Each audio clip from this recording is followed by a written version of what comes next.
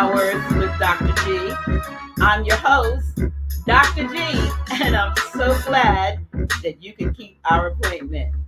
The youngest of 7 children, tonight's guest, Roxsaine Barnes Bey, was born in southern New Jersey. She was raised in the church, but secretly drawn to the esoteric and metaphysics. Struggling with shyness and stuttering into adulthood, she has been able to overcome these impediments through acting, dancing, teaching, or expressing her opinion in her no-holds-barred social media posts. After she and her children moved to Delaware, Roxsaine met Dr. G, who eventually became their pastor and her mentor. Dr. G's controversial spiritual awakening in 2010 didn't surprise Roxsaine the way it did the majority of members who fled the ministry. In fact, she saw the impending ministry shakeup and has to this day stood by Dr. G, who she calls affectionately Mom.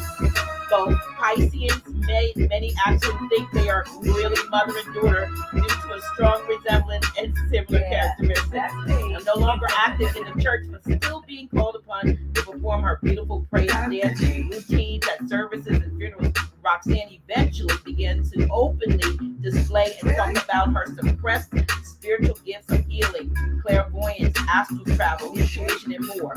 She now fully embraces her spiritual gifts and higher self and has become an outspoken advocate for truth and freedom of expression. Roxsaine is unapologetic about where she stands in this regard. She is an avant-garde trailblazer when it comes to fashion, which she creatively designs and puts together from head to toe.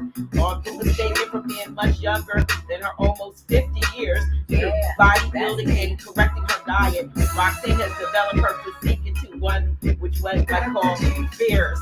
When it comes to hair, she is known for wearing styles that make you look twice. In fact, she's been rocking the Viola Davis woman king look long before she knew about the recent review movement. An Army veteran, Roxsaine Barnes Bey is a proud mother of 4 and glam mother of 7. And as I said, I am so proud to call this young woman one of my spiritual daughters. And I want you to help me welcome to Office Hours with Dr. J, Roxsaine Barnes Bey. And we're going to be discussing Unleashing the Warrior in You, the End of Suppression. Now, welcome to Office Hours. Roxsaine, how are you, dear? How are you? I'm doing well. Well, thank you so much for deciding to come on. I've been wanting to get you on here for quite some time because you are such an amazing woman, and I'm proud. Look, like I said, when you know, and you call me mom, and like I said, most people it's like, is that your daughter? Yep. We over the years we've been out hanging out together, and we both Pisceans and so forth, and so we have a similar taste, although I'm a little bit older than you now. I mean, well, I was always a little bit older than you, but you know, as I grow older, I have to kind of change the way I present myself. But you, my dear, are still fabulous. Still turning his lip. Listen, turn a little bit to the left and right. I want the folks to see what you working with. I want them to see that I wanted to see that style that you have going for you today, which is we call it the woman king look, but you didn't even know about the woman king. I sure didn't. Right. I sure didn't. Listen, it is a privilege and an honor. You guys, listen, when I say this is one of my daughters, I'm serious. And we're tight. Matter of fact, we're so tight. We're about an hour ago. Where did we come? Where did we came from? We went to go see the Woman King. So we wanted to be able to talk about. We want to be able to talk about it. When we got on here, and honestly have an honest dialogue about that and other things, especially in light of the fact that there's so much negativity, on social media with regard to the movie, calls to boycott the movie and so forth. And we loved it. I think we loved it. I sure did. Oh my goodness. And not only that, but I want you to Yeah, it was powerful. But before we get into a whole lot, we're going to talk about you and unleashing the warrior and so forth. But tell me a little bit. Tell us a little bit about your experience with. I don't know when it was, a few years or so ago. How long ago it was? You met a stranger who told you something about yourself. Can you share that with us? And then we're going to go backwards and we'll go back into your childhood. But talk about what this stranger, because I think it's relevant to the movie we saw today. Well, I encountered a gentleman one day. I was waiting for the bus before I got my own car. I was waiting for the bus almost 10 years ago. Mm-hmm. And he was walking by and he did a double take and he backtracked and came back and asked me, "Do you know who you are?" Just like that. And I said, "Yes." He said, "Are you sure? Do you know who you are?" And I said, "Yes." And he said, I don't think so. So he began to tell me who I was in another lifetime. He said I was the leader of an all female army.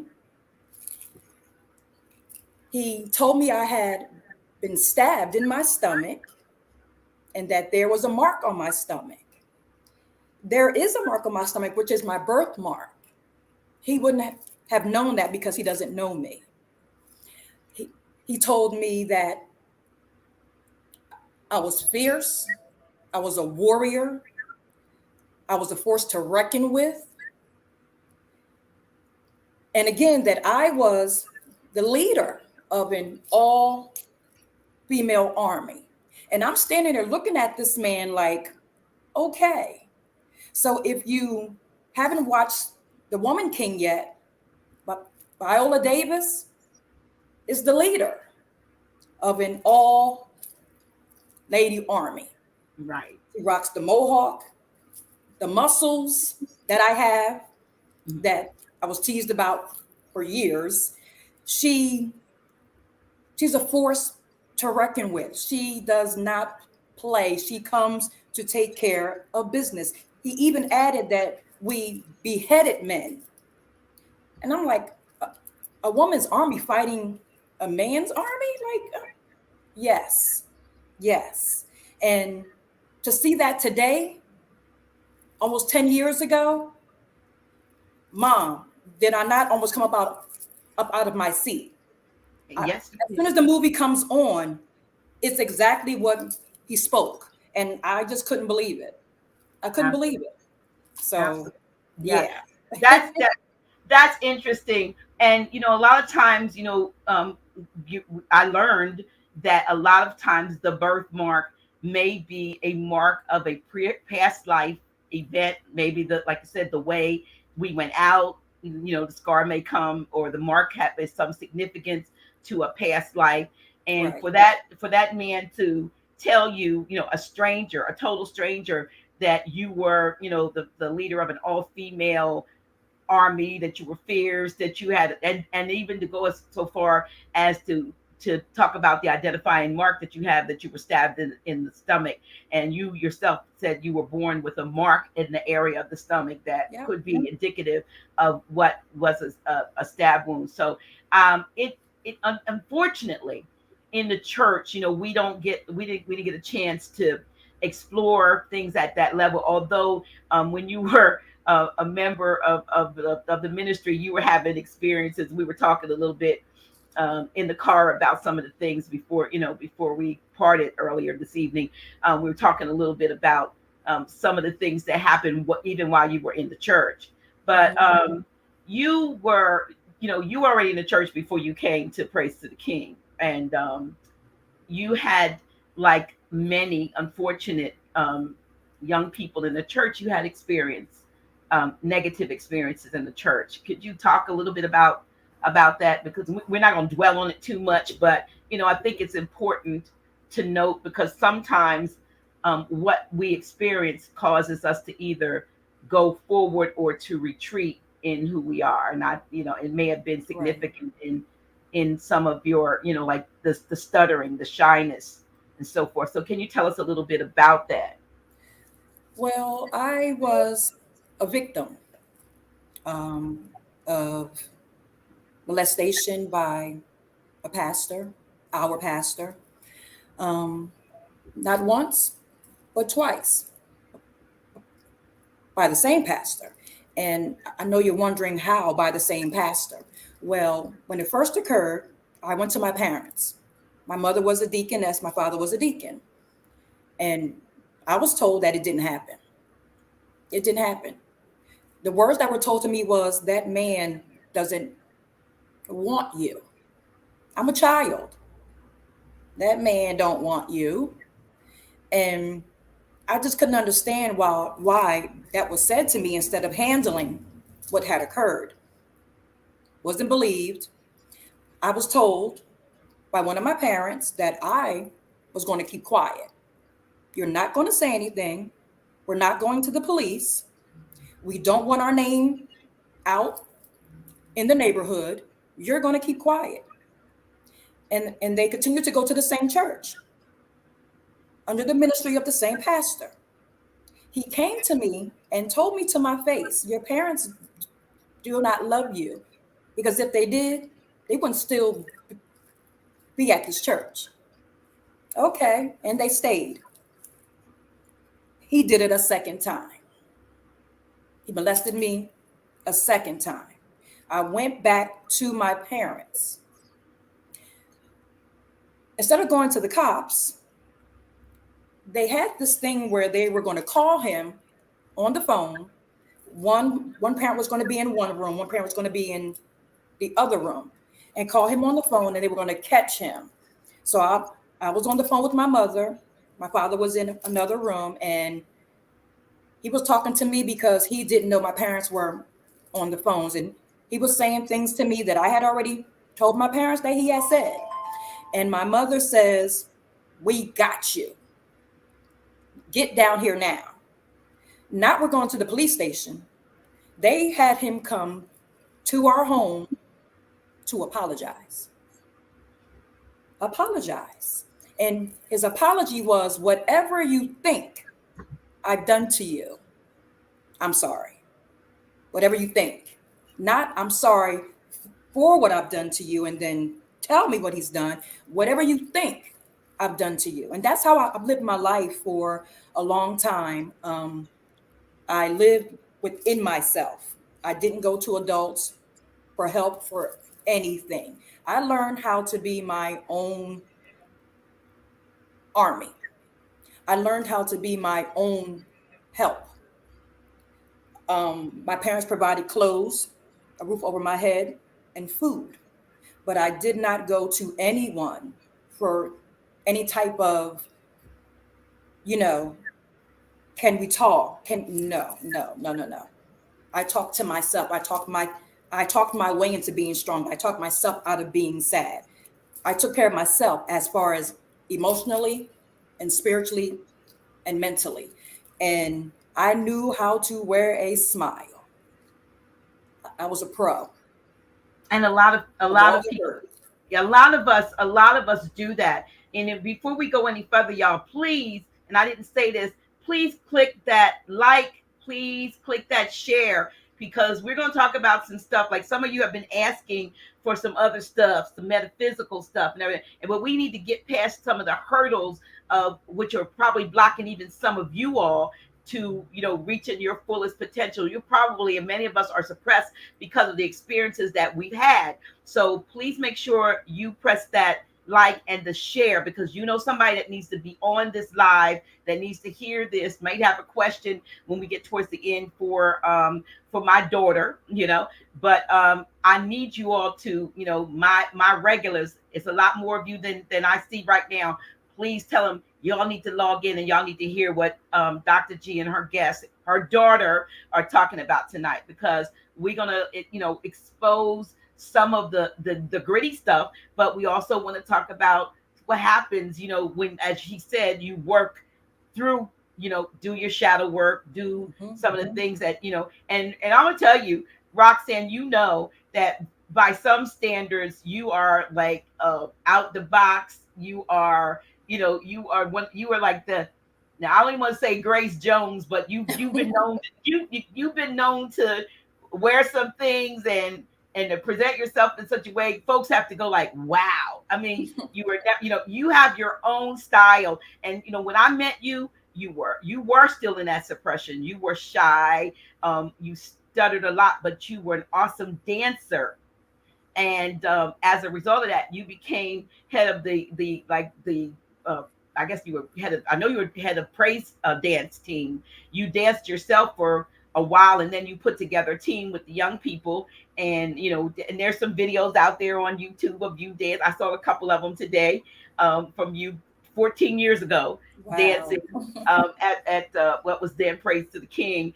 But you know, when you danced or when you did the skits, you know, you would put on skits. I mean, you would transform yourself because you're an actress too, and you would transform yourself, and you would look like a bum with a beard and everything, and a bottle of liquor laying. You know, you could transform yourself into so many different characters, and then get into character. Do you think that you were so skilled in that because of growing up, you know, having to be somebody that you weren't? Most definitely. Most definitely. Like I said, I wore a smile. I could fool the best of them, and I would be screaming on the inside, and no one heard me. So when it was time for me to dance, and I liked to dance so much because I didn't have to talk. Because when I talked, I would stutter. So I would put my all into my dancing. And again, I didn't have to talk. I could tell the story through body movement. So that just made it even much more better for me. But yes, the characters that I would pick in the songs, and mind you, I didn't get the songs on my own. I would hear them in my sleep, and I would learn the songs in my sleep. So while I was asleep, I would play the song, and that's how I would learn it, word for word. Um, and when I would learn the words, that's when I would go into character, and only then. I had to learn every word. Then I would go into character, and I felt like for those who can't hear as they're watching me perform, I need to do it in such a way that they can't hear me, but they can see. They can see and they can feel it. So my hurt, along with my healing, because that's where my healing began. And I did not even realize it. Every time I would dance, more and more hurt would come up out of me. More and more hurt would be taken off of me. Every single time I would dance. There were times that I would go, like I praise to the King, I would go downstairs and I would boo-hoo on the floor. I would go in the bathroom and I would boo-hoo because more and more was coming up out of me. When I danced to Wounded and Winning by Pastor Wayne Rudd. Wayne Rudd, yeah. That song until this day is such a powerful piece for me because I remember getting beat. I remember no one caring what happened to me, not caring about myself. I didn't care about myself anymore because no one else cared. Since I was that big, no one cared. You know, so my dancing was my therapy. It was my therapy. It's a love until this day. I still dance. I'm not ever going to stop dancing, but the therapy that it brought me, I didn't need to go to a doctor. I didn't need to tell anyone anything. That dancing brought about so much healing. And for me to address, because of the things that it had me do in my dances, it was having me to face that mirror work, the shadow work they call it. I call it a mirror as well, to look at myself and to understand you've been through this, but you're not going to stay in it. Right. But you're not going to stay in it.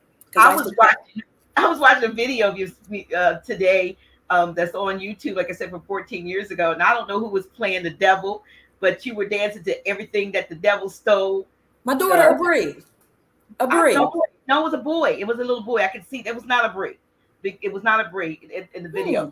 But you were and I was thinking about when in our Moorish, as Moors, we talk about how our land, we know our land has been taken, everything's been usurped and so forth, and you were snatching back your gold. You get like a gold pocket, everything, and he kept coming. That devil kept coming back, and when you thought you had all your stuff, you take it again. But you ended up, and I, like I said, even looking at that today, it made me think more of even as us as Moors, reclaiming our birthright and all of that, taking it back, not laying down and say, "Oh, you got it," and we're not going to, there's nothing that we can do about it. But you were able to overcome a lot, and you brought a lot to what I was doing. And unfortunately, even back then, I didn't see things completely the way, of course, I see it now. I wasn't studying more science. I wasn't as attuned to my own. What happened, my intuitive abilities and things like that kicked in even more after I had the awakening, than they did before. So you knew that there were things that were going on, and we don't have to go into it, but you knew things were going on. And so, there were people there that absolutely didn't like you because for no reason at all. Oh, well, yeah, it was a reason. They knew I could see. Yeah, right. They knew I could see. Yeah, and they knew, and so at that, and what happens sometimes, when somebody comes to you and tells you something about somebody that you trust because you have blind faith in people, and somebody else comes, like you got to kind of like, maybe you have to put yourself on guard, or why are they telling me this, or why would they say that? Right. But when you understand now that there's some of us that do have the ability to discern what's going on, and then straight out some of the things folks do in front of you that they wouldn't do in front of their pastor, and they wouldn't think that somebody was going to tell of the dastardly deeds that they did. But we're gonna move out of that, because when I woke up, all hell broke loose. So, Mom. Yeah, I didn't know half the things that were being said, but I knew that you probably know, some of the things that were being said about my transition. And, I don't know, I guess I was everything but what I had been, just prior to that. Now you can tell the people, I was a preacher back then, and a teacher. And I think I have respect just about everywhere I went. I mean, the pulpit was my Clark Kent phone booth type thing. Like, I'd be mild mannered until I get your Michael Jackson moment. Yeah, and then I'd be somebody else. But when I had this awakening, I was just as adamant about I couldn't go back to that. And to this day, have never turned back in 11 years, practically 11 years. Of this path of enlightenment. But I appreciate the fact that because I misunderstood you even at one point, and you left the ministry, though, you came back. And when they were gone, you came back. My body left. My heart never left. Right. But you were not, I didn't see because it was a lot of stuff going on that I didn't see. And I didn't realize that I had a seer, somebody who could, see what was going on and had no ulterior motives, because sometimes people have ulterior motives when they want to see. Yeah, they just want to, they just want to stir up trouble. But you started putting stuff on Facebook. Like I said, y'all so far, like I said, Roxsaine used to stutter so bad. If you would kind of like stand and kind of wait for the rest of the word, the sentence to come out, because and that in and of itself is indicative of your growth out of that suppression, out of that, you don't give a flying, what nobody thinks about you anymore. At all. I got in front of the mirror. I was determined. I said, I know that I have something people need to hear. And I can't keep talking with my head down, talking like this. That's not going to work. I couldn't keep not saying it either, because that was my thing. I would make an excuse in a minute why I could not give a speech, or why I didn't want to talk. I didn't want to be on the platform. I got in front of a mirror, And every day I would say certain sentences that I know the letters would give me trouble. And I still have trouble with S's and F's. I still do. But I was determined. I have something to say and I'm going to say it. And Roxanne, you are not going to stutter. You are not. And I got in that mirror and I would talk and I would talk and I would talk. And I started hearing myself. It's like I was standing on the outside of myself and I would hear myself. And I wasn't repeating words. I wasn't stumbling. I just couldn't believe it. And I'm standing there like, that's me. Because I used to, it was bad. It was bad. I used to put my finger here. I used to tap my leg. I used to pat my foot, or I just wouldn't talk at all. Now, if I stutter, I'll stutter. Oh, well, it's a part of who I am, but I don't stutter like I used to. That is true. But I have seen you do. I've seen you do some. I mean, I don't know if you could just do it off the cuff, but you are an amazing rapper. You and we didn't put that. You sang in you sang in the band. You sang in the band. You rap like I mean, I've seen you do you on Facebook whole rap thingies recently. Not to like I don't stutter when I talk. Yeah, during the lockdown, you were doing. Remember, you were doing. DOS effects. What did you call it? DOS effects. DOS effects. Mm-hmm. Okay, that's the name of the group. Okay. Well, I mean, you were rapping and all that. I was like, listen at her. And I don't stutter when I sing. I don't stutter when I rap. Because there's a tempo. There's a tempo. There's a beat. Okay. I don't know what's I, but I don't know. I don't stutter when I sing or rap.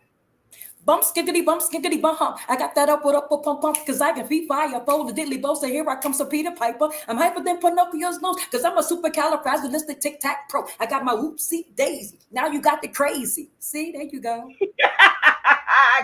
Oh, my. I'm feeling high. My money's gone. I'm not stuttering. I'm all alone. Too much to see. The world keeps turning. Oh, what a day. What a day. What a day. See, yeah. I feel like a different Roxanne. This is even helping me like you would not believe, Mom. You would not believe. Wow. Because I know it is your time. I know that you have some opportunities. I know you were looking for at one point. I thought you were going to move to Cali or somewhere, or you were hoping to pursue your acting career. And I know there's some, you know some folks. I won't, unless you mention them, I won't. Yeah, but you have, I believe, the opportunities, even at at the state, like at your age. To me, you remind me of somebody in their 20s or early 30s or very, very early 30s. But we know that the 50 is coming, is approaching soon. I'm so excited about turning the big 50. Like excited. I can't wait. I'm excited. I'll be 50 in March. Wow. Y'all, she don't look it. She don't look it. She don't act it. But like I said, she raps, she sings, she acts. Matter of fact, in the Army, you were. It's this now. Forgive me, Rocky, because I want to say, if folks see you, like like I said, you're like a bodybuilder when folks see you. So if I say that you were a pipe fitter, which you were, mm-hmm. Somebody might take that off color. Right. No. Right? I was a plumber and pipe fitter in the Army. 51K, Charlie and Company. Hoorah. Pipe fitter. Underground. Yeah. That type of pipes. You used to handle the building. You used to handle like the maintenance at the church. Mm-hmm. You never looked like I was trying to get you hooked up with contractors and so forth. They look at you and think because what you I look don't know what like I'm doing. that you didn't know what you were doing, Yep, but you I do. yeah, so look, These hands are blessed, and I know it for a fact. But you're right. They will look at me but it's okay. It's it's okay. okay. Your Yep, time, your time, I believe your time has come. I believe your time is here I do and your too, time is and I now. received that. Yeah, but one of the things that I'm excited to about you is where you're moving in your spiritual growth. And some of the things I don't know if I read it to Mama Callie. I think I did, and to a couple of other folks. You made a post, was it last month, about one of many, I don't even want to call it dreams because it's not that it's a dream. It was an astral travel moment. And could you share with the viewers, with the audience, what you saw? Because you had another one you said more recently, but the Mhm. one that just, I'm saying this is a movie. This needs to Wow. be made into a movie. This one right here. Tell us about that astral travel that you did last month, and what you experienced. So the young man that I was dating at the time, I don't know who he was in my astral traveling. I cannot tell you who he was. He had invented a car that rode on water. It went off the street and went into water. And I was on the hood of his car. I don't know why. When I was riding, I was laid back on the hood. He's going through the water, and there was a dark skinned lady in the back seat. Don't know who she was. So as we're in the water, he's going to different parts of the water, and I see something afar off. And I say to him, hey babe, go over there. And he's like, huh? So he leans out the window some, and I lean over on the hood and I say, go over there. I see something. He goes over, and I jump off the hood of the car. And I'm looking, and there are like these pods of leaves. But in each pod, there's a, a newborn baby. And with each newborn baby, there is an umbilical cord that's going down into the water. And it goes way down into the water because I can actually look down into the water. There's a clear box with all the cords, umbilical cords, going into this one box. But mind you, when I stand up in the water, I don't sink. Now remember, I can look down into the water and see the clear box with the umbilical cords. But as I stand, I'm only 5'4". I stand tall in the water. I don't sink, nothing.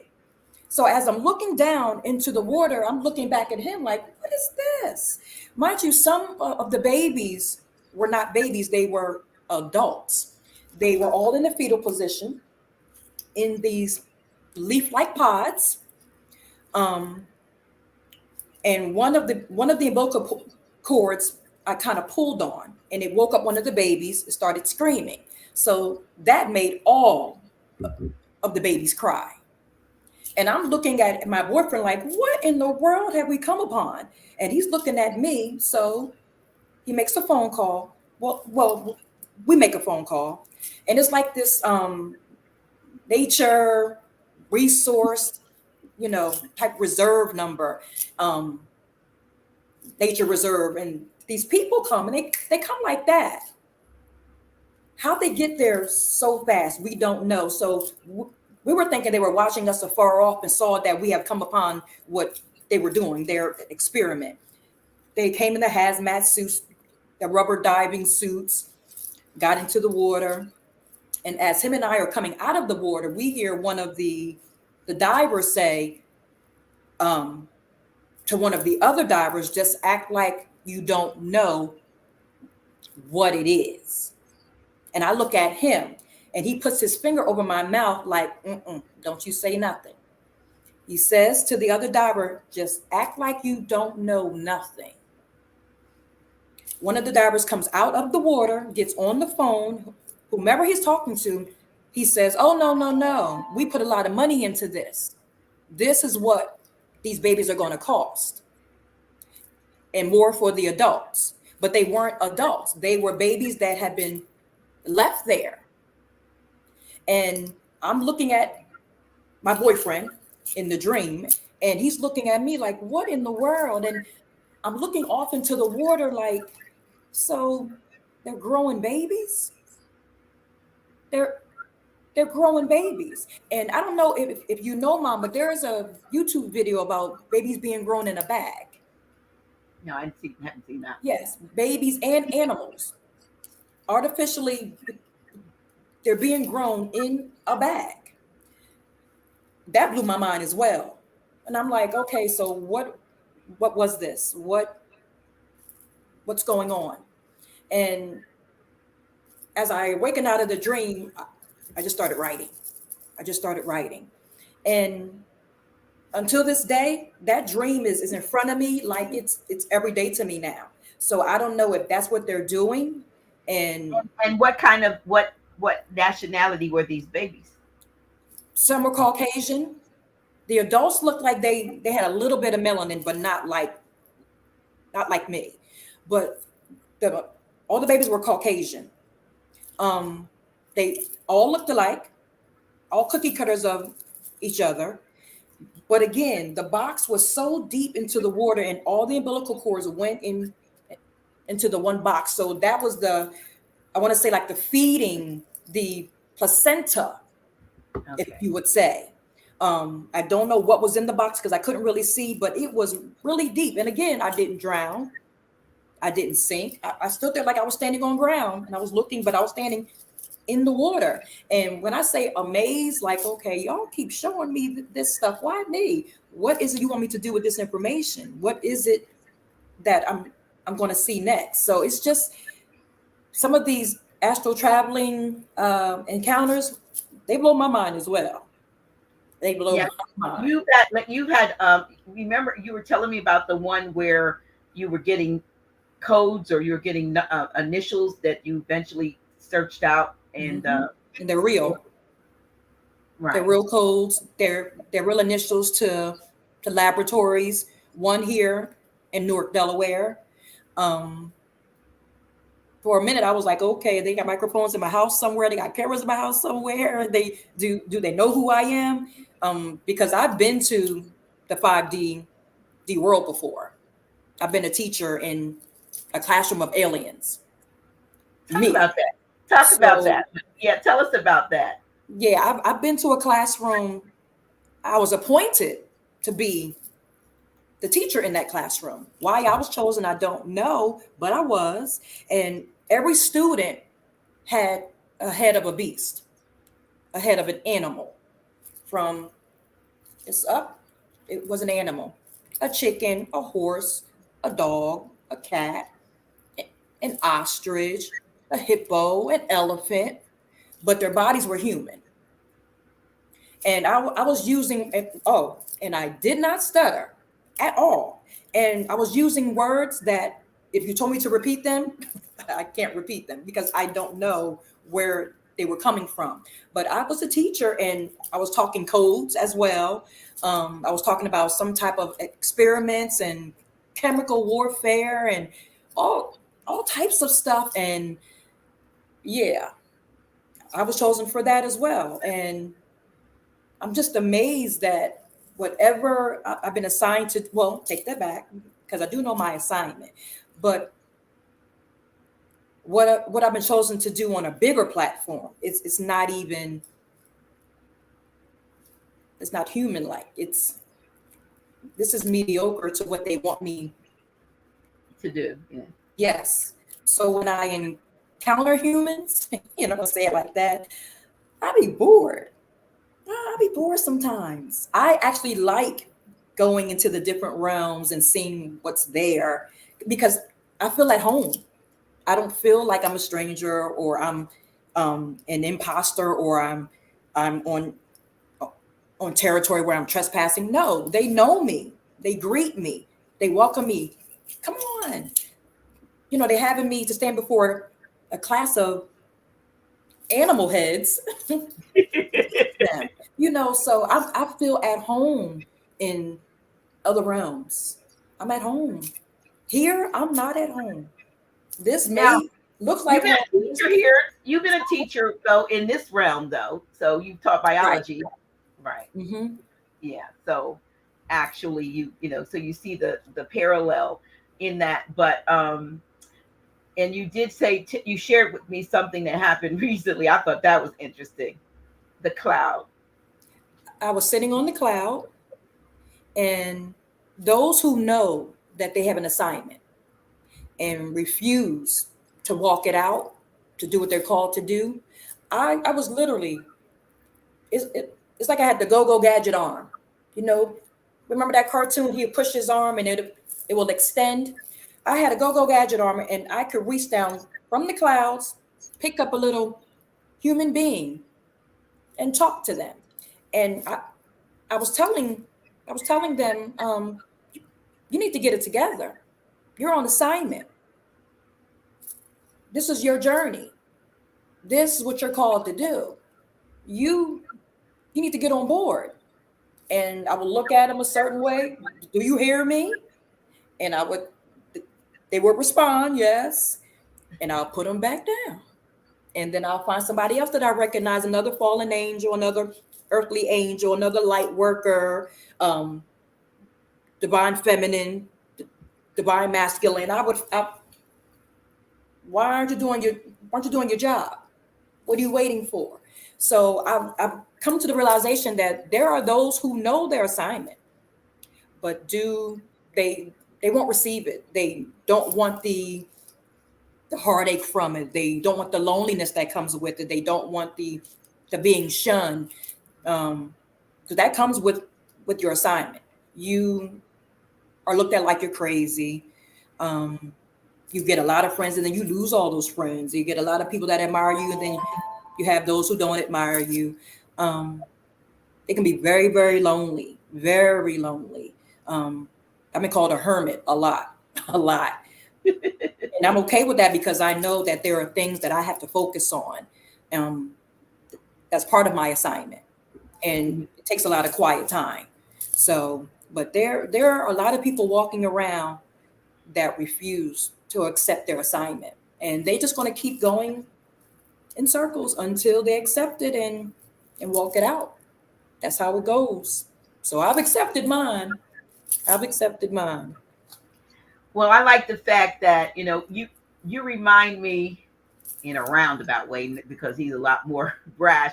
But for instance, Rod Hayes, and I don't know if you're familiar with him, but no, you're not. But he's so vocal, and he came and he presents himself in a way that you would think this brother has no filters. He just, he's brash. He doesn't dress up. He da da da da da.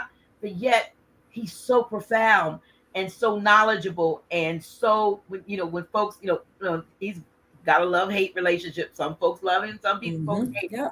Yeah. A lot of the older, more mature sisters that I hear from love him. They resonate with what he's saying because he's talking about, the Big Mama, and the woman, we are the women, what we should be doing, and so forth. But you, on the other hand, and have come in a way, you didn't come like looking like Miss Polly purebred, and you don't, put yourself out to be, some great prophet or prophetess.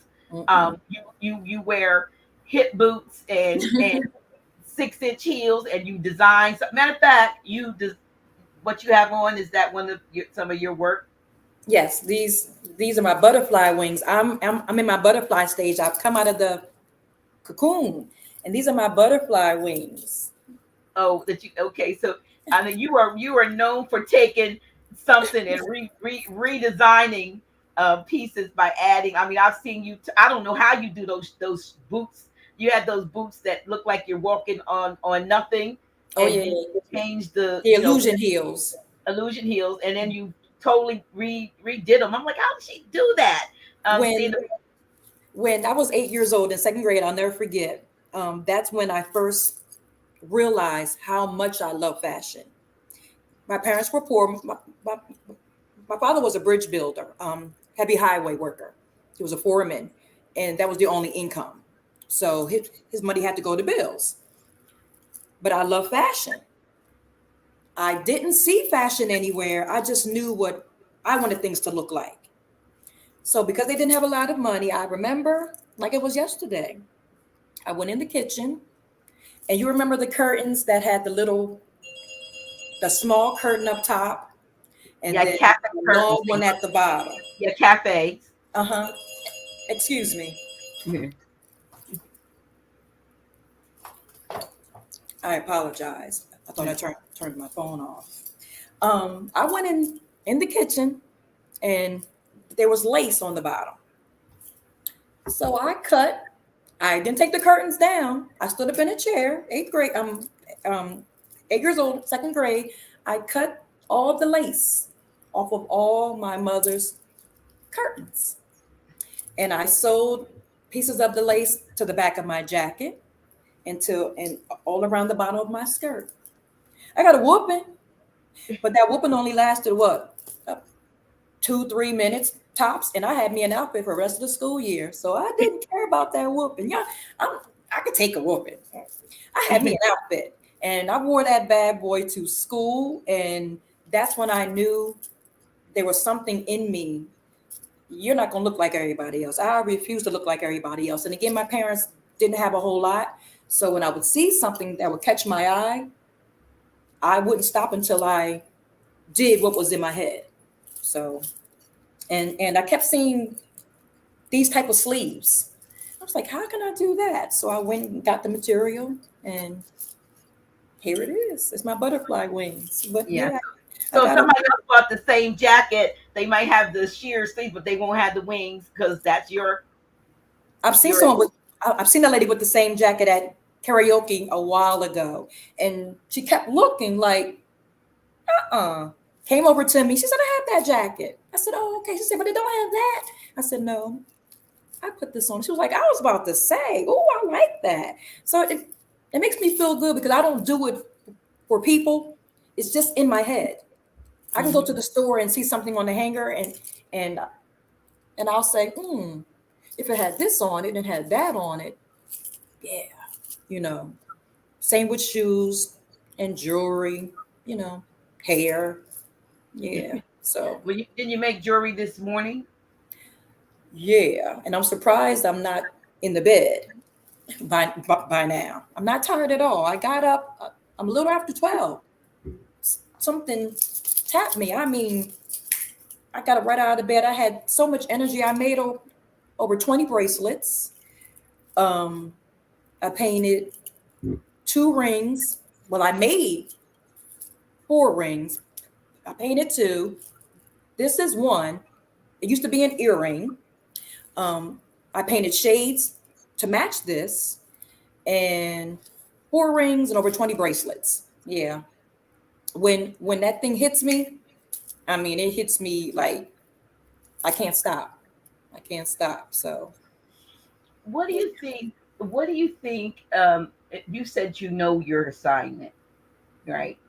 So can you share, besides entertaining and edutaining, because I know every now and then they put you in Facebook jail because of some of the things that you say. But what do you feel is your mission? I mean, is your purpose? What do you? I mean, do you still aspire, say, to act to Tyler Perry, to say, yeah, I need her for my next my next piece, she could fit in as the so and so, or where do you see yourself? well, my assignment first and foremost, I learned what my assignment was when I was a little girl. I've always been a protector of people. Children would come get me when someone would bother them in school. They always came and got Roxanne. Mind you, I didn't talk a lot because I stuttered. And I wasn't going to talk to you a lot anyway. So I have an issue when it comes to somebody that has a disability, handicapped, is smaller than you, and you mess with them in front of me. Or if they come tell me that this has happened and I ask you, there's going to be a problem. I just have this thing about people being bullied because I was bullied for my stuttering, for my dark skin, for having muscles, having a booty. At a young age, I was called a horse. I was called Roxanne the man because of the muscles. I was flat chested forever, and all of the name calling really took its toll on me. But you got to remember, I smiled everything off. Right. I knew how to wear a smile. So I would take my frustration out when somebody would come to me and say, this person is bothering me. And that's how I was a protector. Until this day, I am a protector. So as far as my assignment, I know that I have so much light to share that it doesn't matter how much light I pour out into you, I'll never lose light. Never. I'll steady be. My spiritual guides, my angels, my ancestors are constantly refilling me with light and love. As much as I put out, they refill. As much as I put out, they refill. So I'm never going to lose that. I don't want to see anybody hurting. I know for a fact that that is my assignment, to protect, to share my light and love. They say hurt people hurt people. Not everybody, because I don't like to see people hurting. Not everybody. Now, don't get me wrong. If you cross me, I'm a Pisces. If you cross me, but genuinely, generally, I'm a kind person. Just don't bother anyone in front of me. As far as what I want to do with the rest of my days that I have left, I want to act. I wanted to be on Broadway, but that didn't work out. I want to act. I want to be, if just one time, if I have a walk-on part, just give me that chance to get that walk-on part, just so you can see my face and see it's something different. Because now I am aware that there is something different about me. I always thought something was wrong with me. That's how I always looked at myself. Something is wrong with you. You don't fit in anywhere. Um, I'm not supposed to. The world says be yourself. And then when you be yourself, wait, don't be yourself like that. Well, now I'm to the point where I'm going to be myself. I want to act. Um, like I said, I did want to be on Broadway, but I want to act. That is my passion. I want, and as shy as I used to be, talking to you now has told me I can be in front of a camera. I'm I'm not nervous as I thought I would be. I'm actually, I feel good. I feel good. So I know if it came down to me auditioning, yeah, I have a stutter, but I know that I'll probably still be good for the part that I'm auditioning for. So I just want somebody to see she has something. Let's see what it is. Let's give her a chance. So if anybody out there knows somebody with some connections, let me know. Let me know, y'all. Yeah. Let me know. Well, yeah. Well, maybe your buddy will see this and uh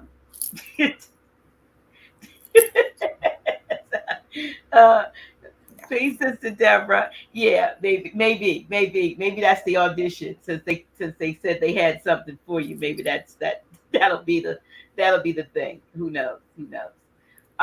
But yeah, so who knows? There could be somebody out there. And somebody asked in the chat. They wanted to know what was it? What does she have to advertise or promote? I think it's just yourself. Everybody that I have on the show, it doesn't necessarily have a product or a service. And for those of you who might just be tuning in, and especially you, Edward Spears, who feels like you're hearing gibberish and so forth, which I politely have offered you to be able to. You can log off. You don't have to stay on, bro. Um, she's my daughter. I have one daughter who is a spiritual daughter who, when you hear on Friday nights when Grand Chic is on, you hear the song Reawakening Minds. That is Maisha, who's doing, and Maisha is also a psychic. And so and then this daughter who is Roxanne, who does, the a myriad of things. So tonight we are having a chat really about how you can go from being suppressed and being and feeling small and insignificant to unleashing the warrior, if you will, in you, particularly in women. Roxsaine and I went today to see the Woman King, and we loved it. And I don't know what all of the the upheaval on online is about, because it's, while it may not be, they have to take some poetic license when they do a movie. They can't necessarily, unless somebody was there filming the original occurrences, which couldn't have been because it was like 1823. You're not going to have word for word and things for it, so you have to take some type of poetic license to give it something to put it on the air. But the gist of it is that what was going on during that time is that there was a group of from the Dahomey tribe. There was a I don't know what you call them, a whole regiment of Amazons. So they were the original Amazons, and these women, and they were fierce as hell. You know, they was bad, and that's some of with the war. The women are ready. I needed that energy. There's a song that we heard, "The Blood of My Sisters." Oh my goodness. Yeah, the blood of my sisters, because these sisters would die for each other. These sisters, but they would also die to protect their king and their land. And those are some of the things that we want to make sure that in being and unleashing the warrior in us, that we can begin to do likewise in this 21st century. But the weapons of our warfare, we're not using machetes, and we're not using spears and even guns and knives. It's not carnal, but we have some suppressed abilities. Like I said, some of us see like you, some of us know like me as an intuitive, some of us are able to move things and with our minds and so forth. So we're trying to speak to the warrior in each, even to the brothers, the warrior in you, whatever it is that is holding you back, whatever you feel that may have happened to you. Roxsaine, if you didn't see here in the beginning, go back and listen to this at the beginning. Her life didn't start out easy. She's a baby of 7. I think there was such a gap between her older siblings, and when she and her sister came along, her older siblings were grown. And so she grew up in a situation where where the church was a refuge, like it has been with many of our communities, and where also a lot of bad things happen and people look the other way. And as a result of that, people suffer, people suppress who they are. So we're trying to encourage tonight. We're also saying, for those of you who have heard all of this stuff about the Woman King, and we're not getting paid for this, and said, oh well, I'm not gonna go, because it will. Please go. It will ignite something in you. It will light the spark. And that's, which reminds me, there was a part in the movie where the young sister had done the prank and she got in trouble, and they wanted to know how she was able to make the gun, the boom go off. Remember, in the I guess you would call it the dummy that they use for practicing. And when the chips were down, Viola Davis remembered what the young lady said, and she said, all you need is a spark. All you need is a spark. With the gun, you just need a spark. And this is what we are talking about tonight. We're trying to ignite a spark in you. I'm not going to come on here every time I'm on here and tell you about, especially not on my Tuesday night, about nationality and birthright. We done talked, and you'll hear that when she comes.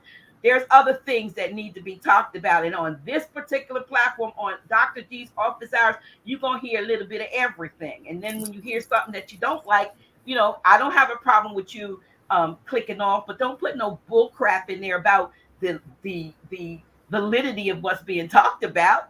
Heck, it's not for everybody, but it's for a lot of us. And the other thing that I realized, Roxsaine, is that even with war, and the women are ready, in which we thank you for the 100 and 25 or so of you who have already signed up, and we are going to be getting to you very, very soon with our first, large, get together. But some brothers have expressed interest, and I thought about it. I said, back in the day, I was thinking the way we saw the World War Ones and twos, they showed all these men going off to war, and the women were home supporting the effort. They were making whatever they needed to make and sewing flags or making socks or uniform, whatever the heck. They supported the men in the war effort. Well, we women are saying that it is our divine time to step up and be who we used to be. We have been suppressed. We have, this movie is a reminder that we are warriors, and we are not the weaker sex. And so perhaps it is time for, we need your brother support. We're not trying to disclude you. Matter of fact, I like the fact that they were fighting together. There were some brothers in there fighting with them, but the front line battlers, they were women. Yes, they were. They were women. And that is not a fictitious situation. We just forgot who we were. Right. We've been suppressed.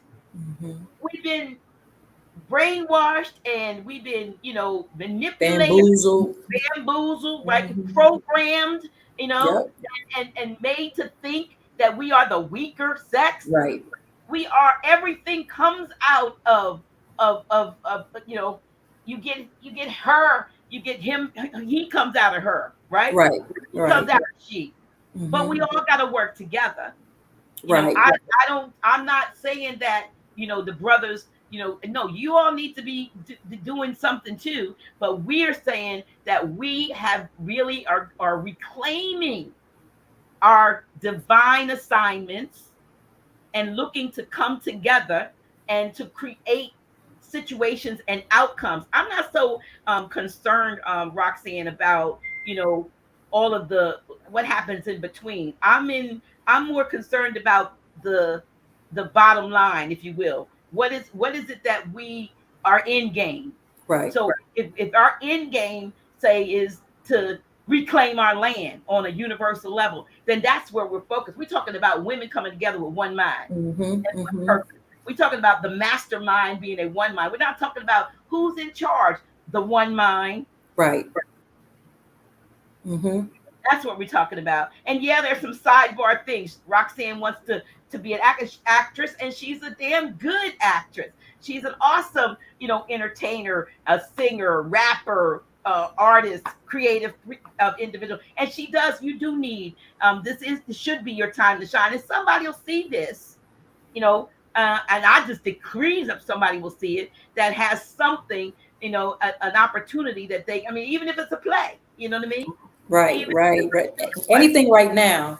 Right. So yeah, that's what we're saying. And I know I might have been seemingly on a soapbox for a minute, but when the brother put something in there about gibberish and silly, I'm like, clean your ears out, bro, or go somewhere and listen to another channel. You know what I mean? This is not what this is about.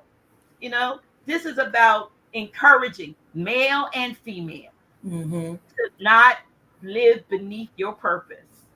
And Roxanne, you are an example of coming out of some stuff. You know what I mean? You are a living example. I know you. I've known you. I don't know how many years it's been. Like, I don't know, how old was Shaquan?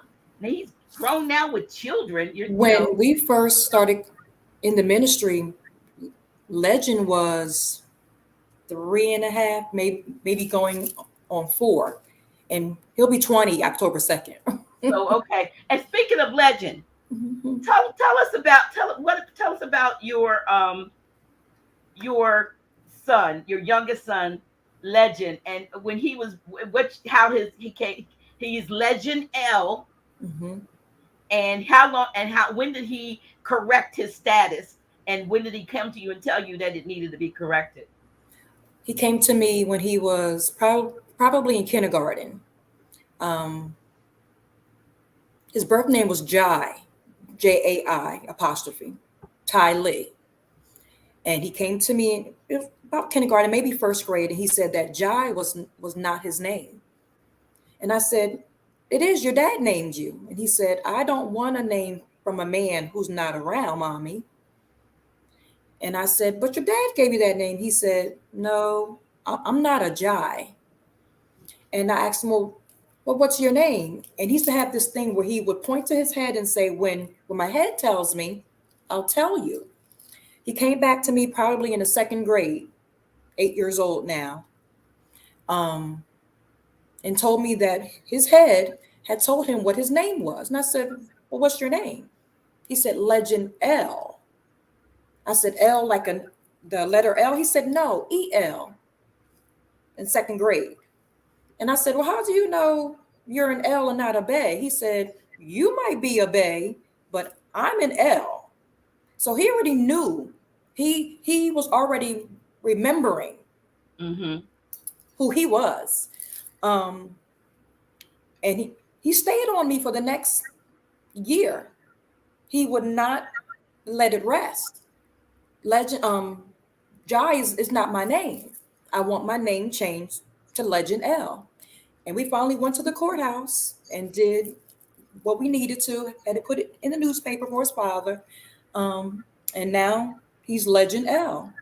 And I'll never forget, when we walked out of the courtroom, he exhaled and he said, finally, Mommy, I can breathe. I got my real name. And from that day, he was always on the honor roll. He's never, ever been in trouble. I've never had to, we don't argue. He's very respectful. He's everything you would want in a young man to call your son. And let me rewind just a little bit. He's also a medium. I had a son that passed away back in 94. Legend wasn't born until 2002. He used to play with his brother. He called him his baby brother. And I said, no, Albert is older than you. You're the baby. He said, no, Albert is the baby, Mom. And I tried to tell him, you're my last born. You're the baby. He said, well, he's a baby. And I play with him. He described him. It got to the point where Albert used to follow Legend to school. I got a phone call from the school because Legend had hit a little girl. And that's not Legend. Went to the school and I found out he didn't hit her per se. He pushed her off of the seat because he said that the little girl was sitting on his brother Albert. And he pushed her off of his baby brother. So I talked to him and I asked him, can you tell Albert not to come with you to school anymore? And he did. And that was the last time he's ever seen his brother. So I don't know if Albert's feelings were hurt or if he just respected him enough and just went back into the stars. But he's never seen him again. He used to play with him. He used to play checkers. He would lay on one side and he would go around to the other side and say, no, Albert, this is how you do it. And I thought he was just, his imaginary friend. Not when he described him. He knew it was his baby brother. Even though he was born in 93, passed in 94. He was born in 2002. So it couldn't have been his baby brother. But as he saw him still, it was in baby form. So he's a special child as well. I can go on and on about his intuition, telepathy, deja vu. He said he's been in Delaware before. He said, Mommy, this may be your first time being here. I've already been here. So the gifts run in my children. I'm just grateful. Well, you have, when I first, met Shaquan, he played drums for us. And then he played a little bit with the keyboard. Then you're a Bree, your daughter Bree is a rapper. A singer. She's a singer and rapper. To dance with me too, you remember? Yeah, but she's making her mark in the hip hop world. So Yep. and it's running in your family. I'm looking at some of the comments. Yeah. Um, if anyone has any questions, I'm trying to look to see. I know some of you are just putting comments, but if you have any questions, please feel free to put, legitimate questions in the comments, and I'll see if we can, um, let me see what this. If you girls ain't talking about the Bible and the Father of God, or Holy Jesus Christ, then what are you talking about? Why are you misleading people with all this confusion? That's the devil. God's messenger. Here's what I'm going to do for you, baby, girl, boy, or whoever you are. I'm going to block you, right? Because this ain't that kind of rodeo. Bye. You know what? I'm serious. First of all, we grown women, Right. So we Talking didn't about just the Bible and we just Jesus. we need to talk about if we talk about the Bible, we need to talk about all of the misinterpretation and the way it was written and taught to people to suppress and oppress people to this day. Right. So, Right. we are very clear on, we've been to that. I have a doctorate in that stuff, a doctorate degree. Sure do. So, what this is not that. So, that is a shame. How can here's a question. Let me put this up here. Good. I'll just put that next. Let's put it up here. The question is, yeah, he's gone. Whoever he or she or whatever that was. I think. Here we are. Question. How can we connect to our assignments? My answer to that is doing your shadow work, self-examining, forgiving. That will put you in tune with your ancestors, your spiritual guides, your angels, your spiritual team, as I call it. Mm-hmm. Once you do the necessary work on yourself, then things will begin to align, and you will begin to be able to literally hear when they speak to you. They'll give you signs. They'll talk to you. They'll send people to talk to you about what you should be doing or what they see in you that may connect to what your ancestors have shown you, have told you. But some people, it's just natural. They just know. They just know. But meditation is something very, very helpful. Getting Reiki done, even just not even meditation or any of those things, just sitting quietly. Mindfulness. Yes, and listening, because they do talk to you. They will answer your questions. Just sitting and listening. That's what we don't do a lot. We're always on the go. We want to talk. Just listening. Some of you are already walking in your assignments and don't even know it. You don't even know it. You're already walking in. If you find yourself doing a lot of a certain thing, that's your assignment. That's your assignment. I'm talking about good stuff now. I'm talking about good stuff. I always found myself protecting people. I always found myself showing love. I always found myself being the encourager. I don't know what took place in my last lifetime, but I know in this lifetime, that is what I am called to do. No matter what goes on in my life, I'm going to show love regardless. I'm going to share my light regardless. I'm going to encourage regardless. I'm not revengeful. I'm not evil. Could have been.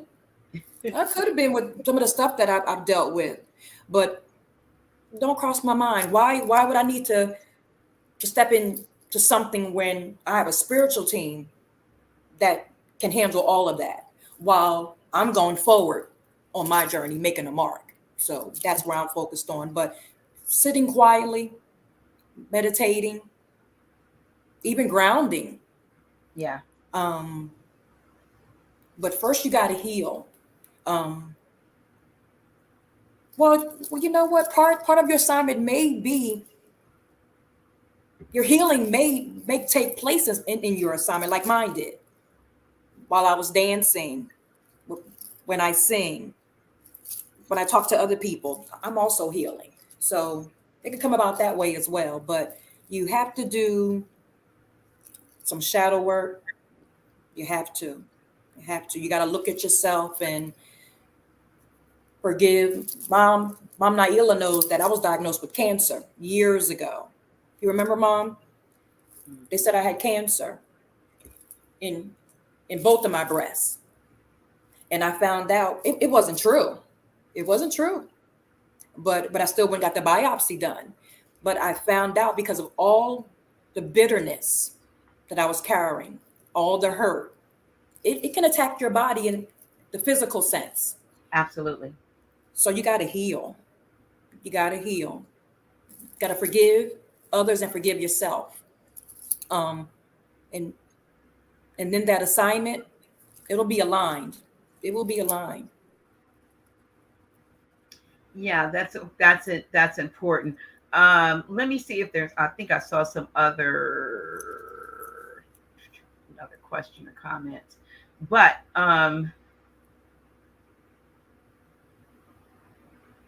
yeah, Lori Brown's a comment probably. Yes, shadow work is paramount. Healing, I think she means healing, not healing. Comes then your downloads come once you're free from the matrix. Mindfulness. Yeah, yeah, that is good. You know, I I was looking when you were talking about listening and quietly and all that, and I grabbed this, and y'all don't judge me. I'm going to share something. I wrote this when I think I was just still in the church when I wrote this poem, and so it ended up in my book back in 2013. But it speaks to, you know, you'll hear the word Lord and you'll hear prayer, but think of it as let prayer be meditation, right? And it says it's called two-way conversations, because this is what you were saying. It says, Lord, we know how to bend our knee in prayer and supplication, but help us to understand that prayer's a two-way conversation. Mm-hmm. When we talk to you, and you could be talking to your higher self, when we talk to you, all we seem to do is pour out our wants and needs on you. It seems we never take time to hear what's on your mind, and perhaps the answer would come through if we spent more time with you in two-way conversation. Lord, teach us how to pray, commune with you each day, hear the words you long to speak, strength to spirits that are weak.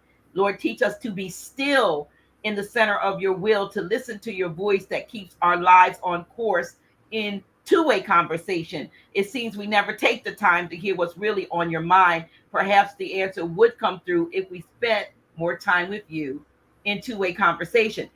That's meditation. Mm-hmm. In the non-church world, that's meditation. Right. That's listening. What they would call it even listening prayer. In other words, don't throw out a laundry list to the Most High or your guides and all, and then get up and walk away. Right. And just Right. take care of that. Well, no.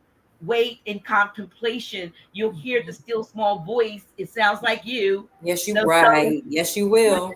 Guidance and direction as far as how to move. Mm-hmm. Yes. Yes, you will. Yes. And so it's a matter of not throwing the baby out with the bathwater. We call it something else now, meditation. But even in meditation, you have to be still and hear the still small voice, which is within you. Mm-hmm. A lot of times we ignore that. Like I said, we busy. We didn't already pray. We already supplicated. Now do it. And you're waiting for the outcomes, but you might have heard that it was something else you had to do. And a lot of people think that their answer is going to come from here, and they miss it. Yeah, because they're expecting it to come from here, and here.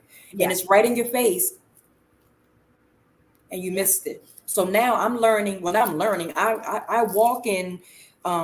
It's a daily routine for me. I do not move unless the ancestors, my guides, angels direct me to. I do not move. I don't go certain places.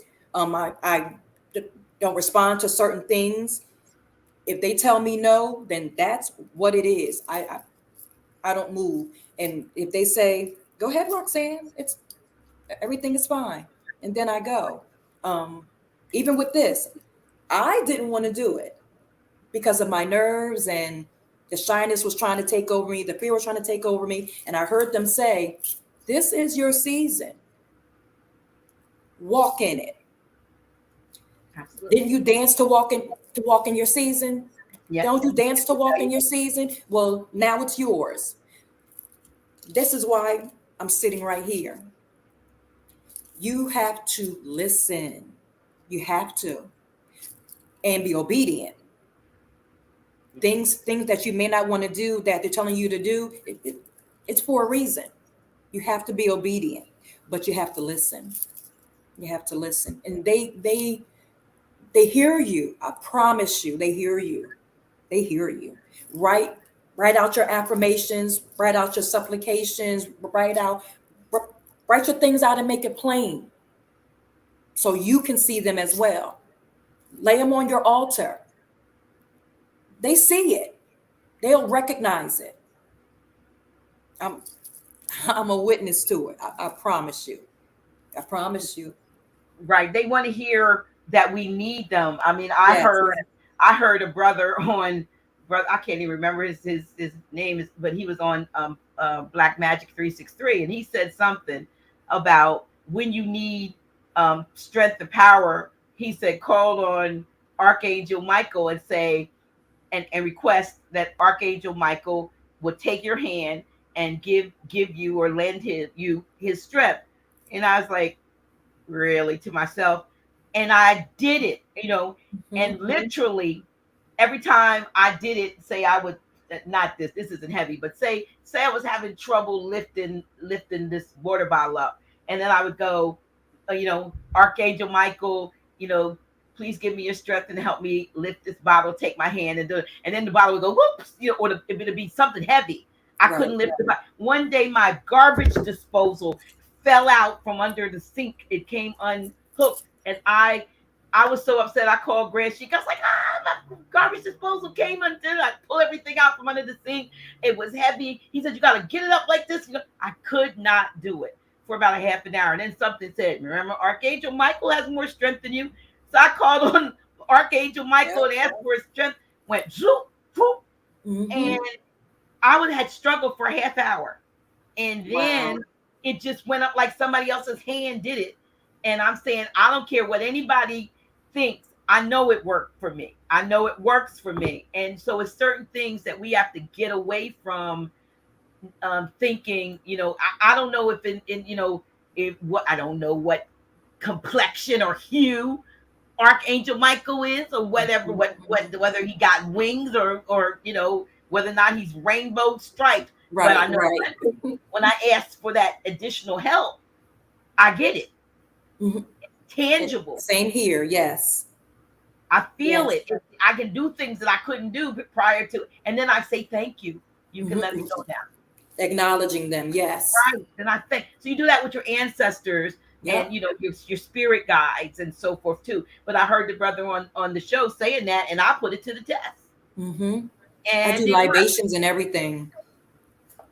Yeah. Do you do libations? No, I don't. Although over here, it's funny. I was putting out, I had a little altar over here for my grandpa's picture, my pop-up's picture, and I asked the spirits at one time, I couldn't remember what my pop-up drank, but my pop-up drank, right? So I heard Johnny Walker Red or something like that, and I bought a bottle, and he pretty much drank the whole bottle. So I just straight up looking over there, and nobody in here drinks. But that bottle, which I dedicated on that little altar for my papa, is going down now. Somebody drying up, but it's in the bottle and it's sealed up. Now the glass part, the shot glass, I mean that dried up, but the part in the bottle is just like going down, like you haven't put anything lately. So I don't know. You put what they drink, you put what they eat. Right. Yep. Yes. I do the same thing. And I'll go on my, I'll go by my altar and I'll look like, wow, y'all been sipping. Yeah, I see you've been sipping today. It's just a little less in the cup, a little less wine in the cup today. Y'all been sipping. Mm-hmm. Yep. You honor them, they will honor you in Yes. return. So, yep. Yes, absolutely. Here, Apple he says, yes, I have called on the spirit of the internet so I can always search for what I want and I find it. Hey, Whatever works for you. Appalachian Joel, if it works, yep. The herbal goddess. Wow, you are the second person this month to say that about Archangel Michael. I guess this is confirmation for me. Yeah, try it. It works for me. It absolutely works for me. And I mean, he didn't. I didn't have to do it 10 times with the work. It worked first time, and it's worked every Immediately. time. Yep. Immediately when I ask, and then I say thank you. You know, Yep. when it's all said and done. So, but when we recognize that we have these, this help. The thing about the help, the spiritual help, is that they don't impose themselves on us. In other Right. words, you don't ask, they don't. It's not that they don't want to, but you seem to be doing fine without their assistance. And there are many times when we probably wouldn't have to have struggled about something, except we don't acknowledge the help that is there for us. Right there. Right there. Right, to turn lives around. Like I said, you are an example of a 180 degree turnaround, because we don't do 360s, because that puts us right back where we Right started. back where we started. To turn, from 16 years ago or so, 16 years ago when we first connected, and we had that mother-daughter connection, to right up to this day. Yeah. You have blossomed, and you have Thank you. like I said, the fact that I said you don't give a, what, the reason why I say that, and I say that proudly, is because there used to be a time when you did, when you did care about what others said, and Yeah. Oh yes. it did slow down your progress, impede your progress. A whole lot. A whole lot. And there's nothing that I could do. How can I put it? I allowed it. I allowed it because I was unsure of myself. So I allowed it for years, knowing that I had this in me or that in me. But if that person said that I couldn't do something, I couldn't do it, because they said that I couldn't. I took it on for myself, and I couldn't do it. Now, you can say whatever you want. I'm going to do what I want. I'm going to get things done. I'm pressing forward every single day. And that old Roxanne, I know she's proud of me. I know she's probably saying, it's about time. Golly, it's about time, girl. Well, Roxanne, who was sitting on the cloud and picked you up? Ooh. That was you. And I did not want to come to Delaware. I'm from up near the shore. I didn't want to come to Delaware. My sister was here first, and we were close. Come to Delaware. Come to Delaware. Came to Delaware, and I don't like this place. And met you walking to the store. Y'all were having artistic expression that night. And there, I remember like it was yesterday. And from that point, I told you I wasn't dressed like I wanted to be dressed to come into the sanctuary, and I would be back. And I think my son, my oldest son, beat me back. Yeah, I didn't even know that he had already met you. He beat me back. So it was already divinely connected, divinely timed.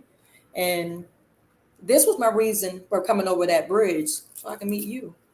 And I'm so grateful to you. You know that. You know this not for the internet, not for social media. You already know. I've told you. I'm so grateful to you for stepping out, because then I was able to step out. I said, finally, Mom is done. She's out the box. Now I can be. She's out the box. Yes. Yeah. I wasn't going anywhere. I didn't know I was in a box, until the box opened up and kicked me out. Right. Right. The box kicked me out. So it was divine time. It's like, okay, you've been here long enough. Now it's time for you to come and do what you really came to do. Now get busy. I And saw it coming. I saw it coming. Yeah, I didn't. I saw it coming. And actually, I saw a change in somebody else's ministry, our overseer down in Virginia. I saw that and I spoke that, but I didn't see what was coming for me. Wow. Yeah, I did not see that. And so as a result of that, but like I said, there's always somebody who has an assignment to push us into purpose. Some of you, hopefully what we're talking about, maybe it's pushing you into some place that you're not. You might be kicking and screaming going there, but somebody has to give you a little divine push. Sometimes it's seemingly something that's painful, like you said. It could hurt. People have gotten fired, lost their jobs, and then started their own businesses and then been super successful, but it never would have happened if they hadn't have had these, the failures in their life, so-called. But they could take what they learned, and they had what do you call it? They had enough impetus, if you will, motivation. Right. Not having a job would be motivation. If you're not getting any other kind of income, you will be highly motivated to do something. Right. And so, but you don't have to get there. Sometimes it's not even that major. It's someone was asking if you had a website or SoundCloud to see or hear your art. No. To sing in a band, but that's about it. No. We're gonna have to put together, get her to put together her own page, but you can follow her on Facebook under Roxsaine Barnes Bey's not there. Roxsaine Barnes. So write that down. Look for her on Facebook and send her a friend request. I don't know if you got any space on there for more friends, but you may have to send her a message and say, "Saw you on Dr. G's show." Otherwise, she might get an influx and say, "I don't know who this is." You already know that's me. Right? Yeah. She might say, send a message and say, "Saw you on Dr. G." But we are doing, as I said early, we're just doing our best to motivate, and we're just having a discussion, and hopefully by listening in on this discussion, somebody here is being motivated to step into their purpose, to fulfill their purpose, their destiny. You're dragging your feet. If you're procrastinating, right? So this might be just a divine nudge for you. Let me see. I've never visited Delaware. Spirit is saying, take a trip. I love road trips. Kind of ready to leave California. I'd leave California too. Sister Lori, I said I would leave California. I don't know if I'd come to Delaware, maybe to visit. But I've been there my life. So, I'm a little, partial to it, because when you haven't been, I've been places. I've been about 22 states. Somebody posted and said, name all this, put an airplane beside all the states you've slept in. And I think I came up with 22 states. I think I saw that. Yeah, 22 states. I had to think about it. But I really have only lived here in Missouri and in Massachusetts when I was in the military in Missouri. So, but here I've lived here. Wait, you were in Fort Leonard Wood? Yes, I was in Fort Lost in the Woods. So was I. I was Fort Lost in the Woods. Yes. Wow. I was. I'm just finding that out now. That's wow, Mom. Wow. Yep. I did not know that. Just giving game. I'm in Delaware too. Okay. At Two Fresh Juices. Okay. You right where we are. We're in Delaware. 222. Is that an area code? No, our area code is 302. All over the state, 302. Right? 302. I don't know what 222 means, but Delaware. we the 302. 302. Yeah, so I don't know. But they have to know where they are. Greetings, Dr. G. Please ask. Okay, here we go. Let me put this up as a question. Let me put this up. How does she know who to be patient with and whom to let go? I'm a healer, seer, as well as being in tune, I guess, with her spirit guides, but I have challenging challenge hearing my voice versus the ancestors at times. So how you different? I like that question because there have been people that I have let go of. You know this personally, Mom. Yes. And I have been friends with them 5, 10, or 15 years. But I knew that they meant me no good rather. There's a feeling that you get. Your knower will pick it up and will relay that message to your head and to your heart. And then it's going to be up to you to do the work as far as allowing them to stay in your life, or you do the hard work and say, know what? I got to go. I got things I have to do. Um, you'll know when I let certain people go, I didn't miss them.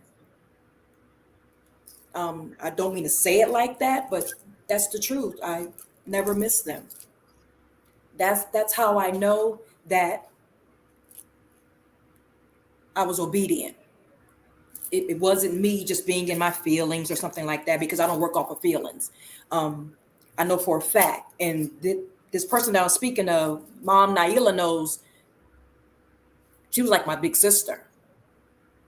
And there are just people you have to let go. I've had to let go of family. I've had to let go of guys that I really liked, but I knew that they meant me no good. You can't hold on just because it feels safe. Um, it feels better. Your knower will inform you of what you need to rid yourself of. But again, you got to be obedient. You can't say, "Oh no, not them, not him, not her." No, you got to be obedient.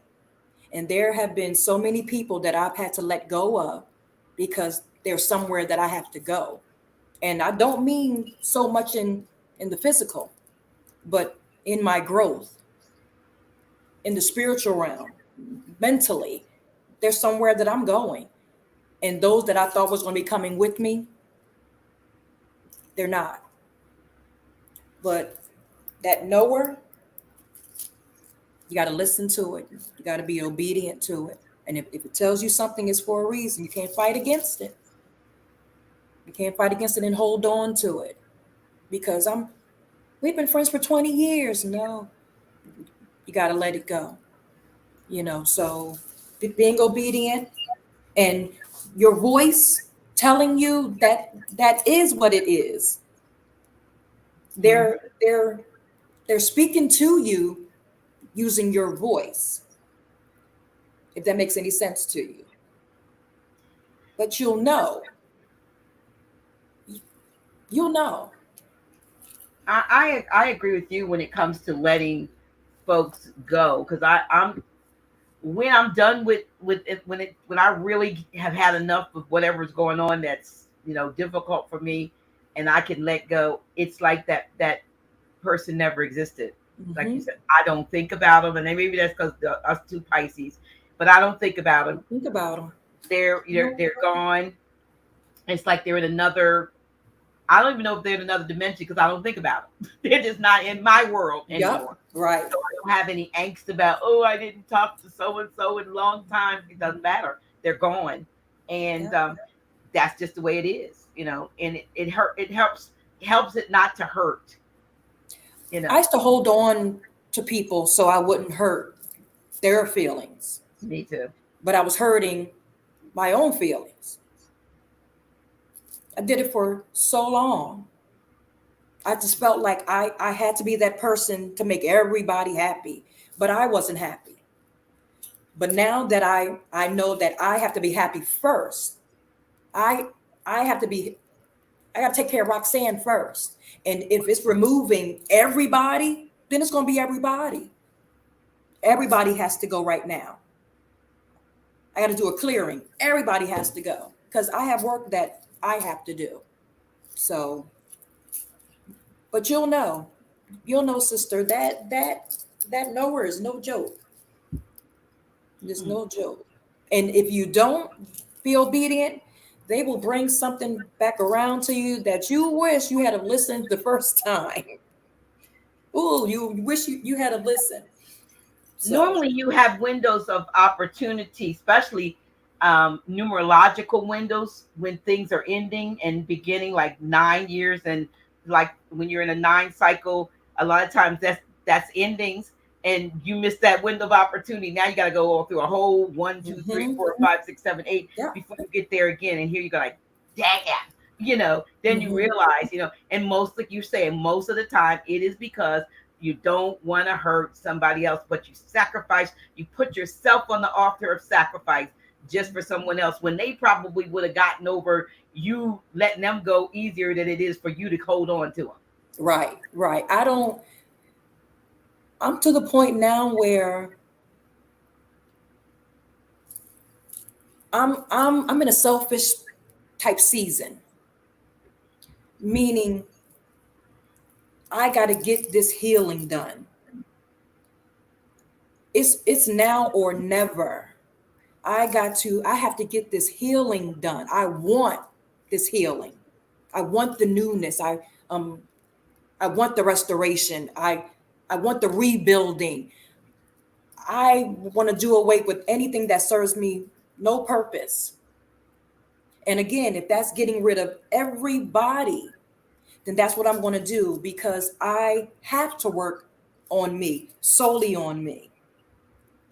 Everything that I do is to benefit me in a healthy manner, so I can be better for somebody else, because I know on this journey there are going to be people that's going to need my word, or what I've been through, to help them to get through. And it sounds good when you're talking about it, but people can tell if you're only talking. I want to do the work. I want to do the work. And that's the path and journey that I'm on right now, doing the Mhm. work. Nothing feels better right now than, I've had some good times in my life. I felt good in my life, had a lot of sadness, but right now, I am so at peace. I'm mentally healthy, emotionally healthy, physically healthy. Oh my goodness. I wake up happy every day. It's possible. It's possible. When Mhm. things come to try and tear me down, I don't let it mess up my entire day, because that's what I used to do. Now I'm like, okay. And I go on about my day, because I'm not letting a moment out of my day mess up my entire day. It's no more of that. I want to be happy. I want to heal. And this healing journey has not been so bad. Like, people make things, oh, it's a whole bunch of sadness and healing. It's actually not. It's actually not. It's not a whole bunch of sadness and healing. It's really not. So for all of you that are watching, that are in the process of, you're stepping into forgiving people and yourselves, the first few months and even years, whoo, that's where it's rough. That's where it's rough. That's where you're going to be tested. Is this what you really want?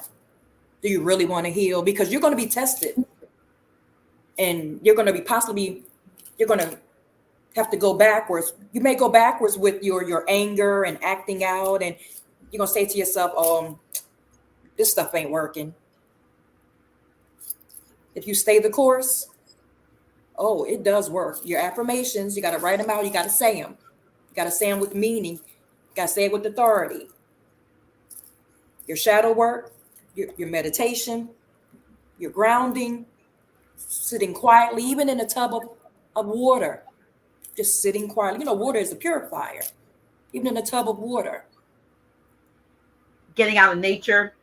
Oh, and you know how much I love nature. I don't know how I forgot that. So it's a process. It's a process, and you may take a whole lot of steps back. A whole lot of steps back from time to time. You're going to find yourself arguing with somebody and then be like, oh my God, I thought I had grown more than this. You have. It was just a situation. Don't let it control your entire day. Don't let it control you. Gotta move forward. Gotta move forward. I feel really, really good. Really good. Let me see. That's great. TLS, that's great. That is great. Yes, here's someone says, oh my gosh, that's me. I used to be shy and still stutter sometimes because my parents put fear in me when I was younger. Wow. Yeah, here's another one. Speak on it, sis. If you hold on to things that no longer serve you, you will repeat and recycle pain. Yes, learn to be selfish. Self-love is key. Yeah. That's the season I'm in right now. I'm not a selfish type person, but that's the season that I'm walking in right now. I have to be. I have to be. And don't get me wrong, people will still come at you. Situations will still arise. Stay focused. Don't sway to the left or to the right. Stay focused. Stay focused.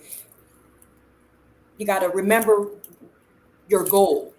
My goal, complete healing. Complete healing. I've met people before and they would be so happy. And I'll be like, ain't no way nobody is that happy all the time. Yes, you can. Yes, you can be.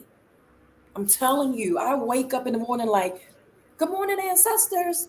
Good morning, angels. Good morning, spiritual guides. Yes. And I'll be bouncing around like, good morning, y'all. I'm happy. I'm grateful.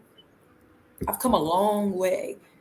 And y'all don't know me, but for me just to sit in front of this computer years ago, yeah, right. I will give every excuse as to why I couldn't do this. Nope. And I've come to realize, I've looked in the mirror, it's a part of who I am. You have a speech impediment. Okay. I was married, had 4 children. That ain't stop my yeah, right. I had a speech impediment then too when I was married. When I said I do, I had a speech impediment. When I had my 4 children, I had a speech impediment. So stop anything. I was stopping me. And I'm not doing that anymore. I'm not doing it anymore. When I say ashamed to speak because I knew somebody was going to laugh, I don't care anymore. I don't care. I don't care. No one's perfect anyway. You can just hear mine when you talk. That's all. I don't care. I got bigger things to worry about right now. So. Yeah. Lori Brown says, thank you, Dr. G. This conversation is refreshing and necessary. Thank you, Sister Lori. Because like I said earlier, everything isn't about a process like on paper. Some of it is just having a dialogue and talking to real people about real situations that let you see that you too, there's nothing wrong with you that it can't be solved or fixed. You know what I mean? That you may be down, but you're not out. Because then I ask you, I said, what kind of questions are you going to ask me? I was trying to be prepared. And what I tell you? I was trying to be prepared because the first thing that comes up in my head when someone wants to interview me is, I'm going to stutter. I'm going to stumble over my words. They're not going to want to listen. That's the first thing. And it came about again. But this time, y'all, it didn't stop me. It didn't stop me, but I'm telling you. And I told you, I don't give questions. I told you I don't provide questions in advance because I like to have a real organic conversation. I don't like stage conversations because you got to go with the flow of the energy you know, Right. and that can change, you know, but in an instant. So you got to be able that you know that's how I was when I preached a lot. I was Mhm. like, I can't write no sermon like Right, that. I right. Mhm. notes, but I can't. I got to be able to make changes because somebody might come in and all of a sudden Spirit says you need to speak this because it's for them. You know, and if I already got the thing written, I'm like, I can't do that. I'm sorry, they have to come back next week. I'll, you know, tell me what they need, but this, you don't do that. You know, and so I'm glad that you were able, you decided to come on, even though I told you I wasn't going to give you any questions in advance because I don't know what I was going to ask you. And I I said, appreciate that. Y'all, I'm telling y'all, this has helped me so, so much. I didn't think I could do this. I really don't. I really didn't. When she asked me, instantly say no. And my mouth said yes. It wasn't me. It was my ancestors and angels because they know Roxanne was going to say no. Even though Roxanne knows it's her time, they made sure I'm walking in my season. I, and was says, you look amazing, Roxanne. It's your time. She said, just oh, thank you. I received that. Thank you. Yeah, this has here's another one says, God is getting ready to take your place back. wow. I received that. I Yeah. received that. It's been a long road. And let me tell y'all, it hasn't been a year. It hasn't been 5 years. It's been about 10 or 12 years that I have been working on myself. Coming from an abusive relationship where I was almost killed by an ex. I was stalked by him. I was raped by him. We didn't even cover that, Mom. I was raped by him. Huh. I couldn't talk about that years ago. I can talk about it now. It doesn't affect me anymore. Before, I couldn't talk about it without crying or getting angry. Now, it's just another part of my life that I made it through. I made it through. And you know what So, else, Roxanne? When you can look back and realize that we have a hand in planning the experiences of each lifetime, even though we forget them when we most of the time when we get here, we forgot what right. it is that we said yes to. You know, when you think in terms of, okay, I agreed to go through this because this experience was going to. Now you might want to say was supposed to do what? You know what was this Mhm, experience for? You know, mhm. most high. Why did I say yes to the being abused? Why did I say yes to being Right. impoverished or whatever? But it all in the end works for your good when you do or go through whatever it is you have to go through and can look back on it and say, I didn't get stuck in it. I Mhm. went through it, I went through it. but I came out on the other side. And that's the most important thing I think for a lot of folks, that we get stuck in stuff.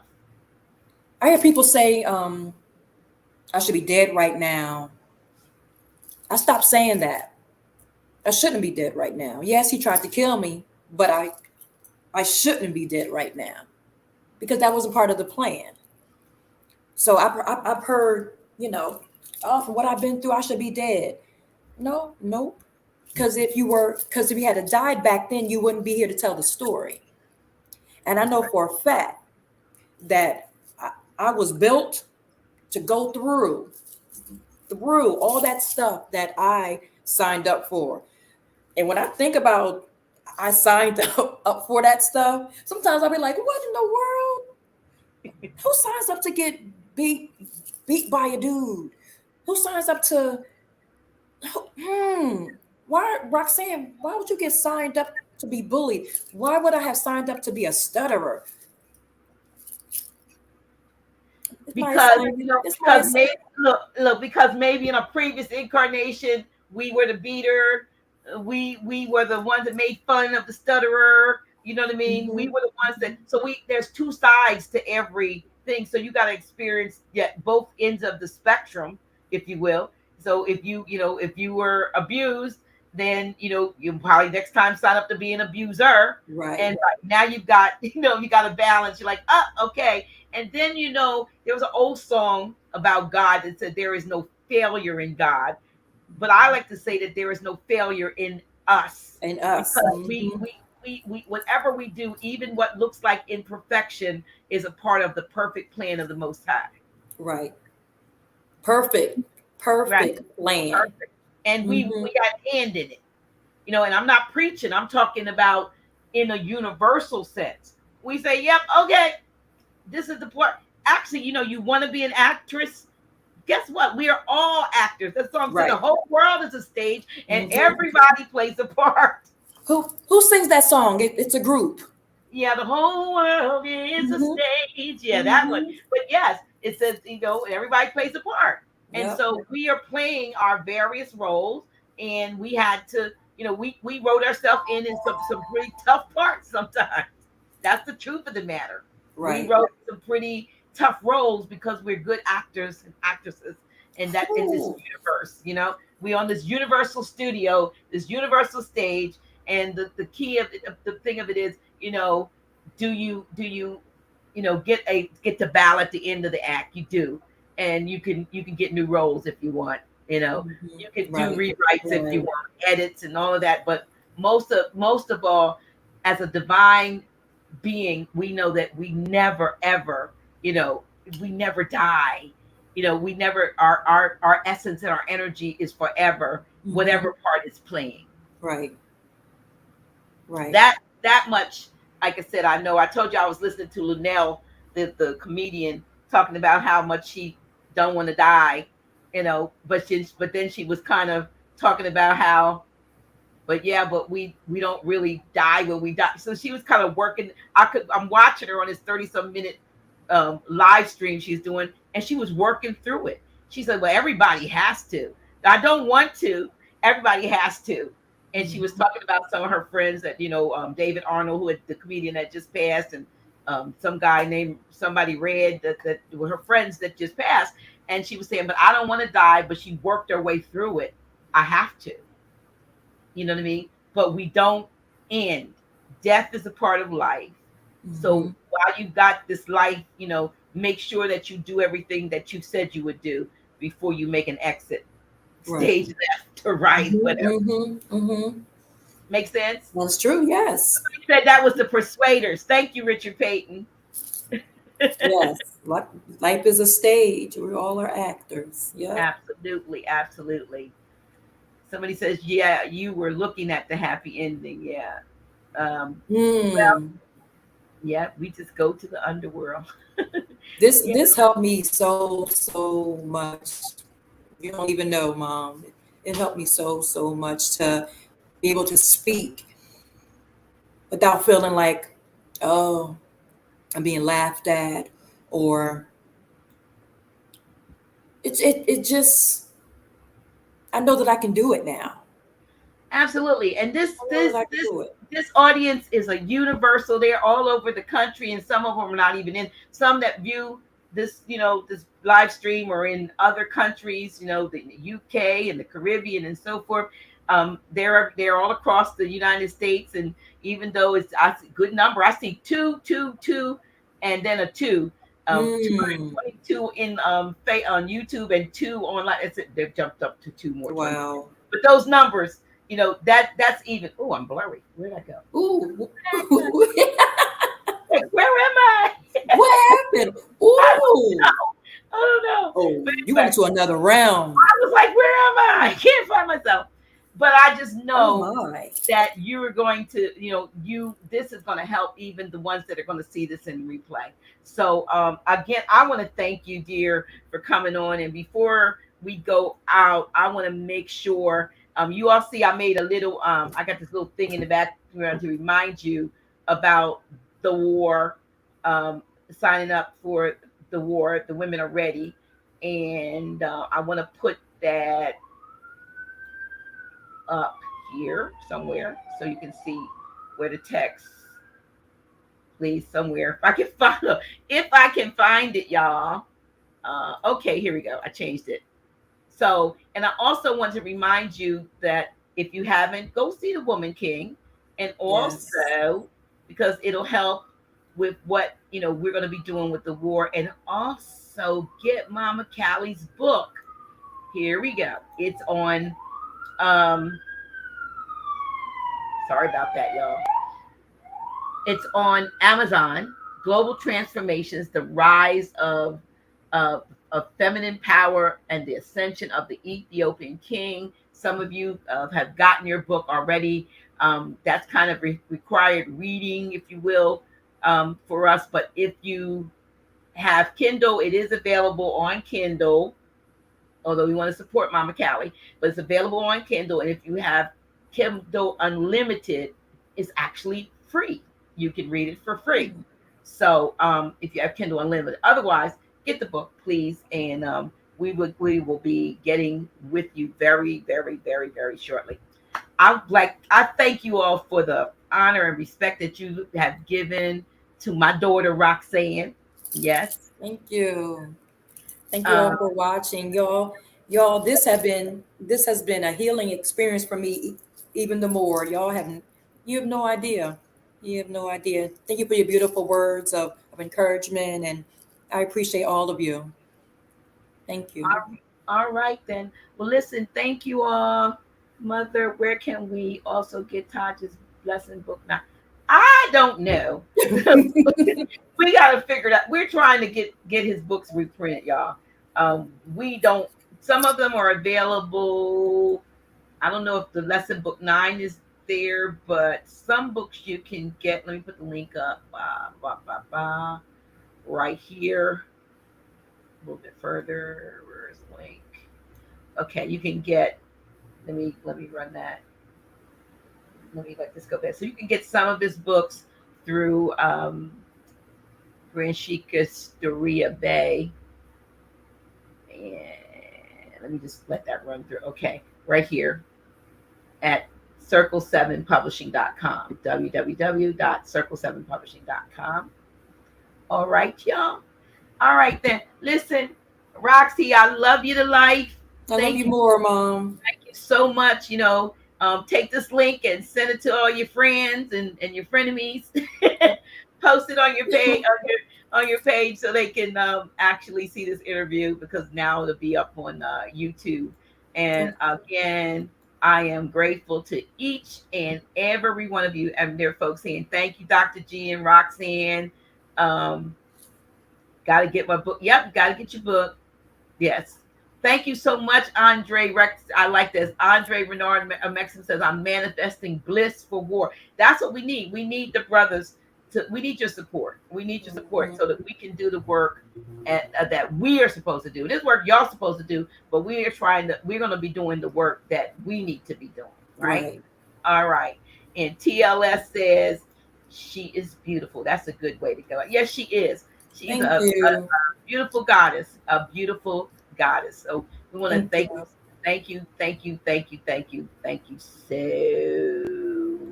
much. And don't she look like in this here, don't she look like Viola Davis in this picture? All right, y'all. We going out of here. Thank you so much.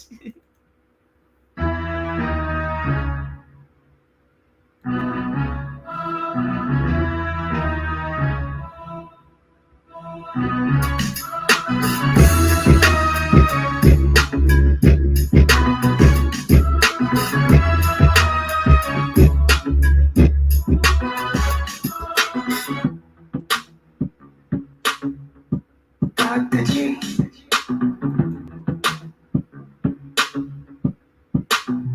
Really? Who's she? Yeah, that's me. Dr. G.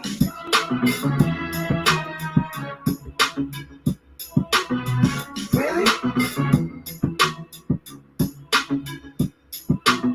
Who's she? Yeah, that's me. Dr. G.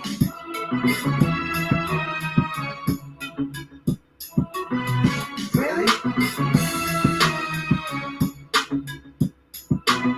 Who's she? Yeah, that's me.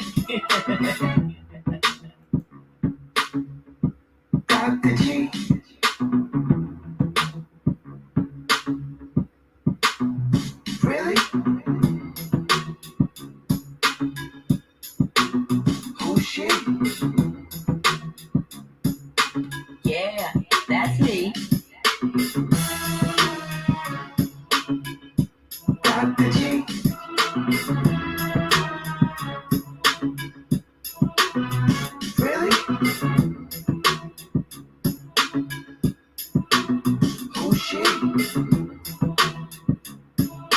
Yeah, that's me.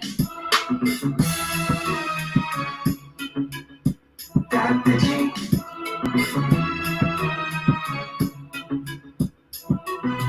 Really? Who's she? Yeah, that's me. Dr. G.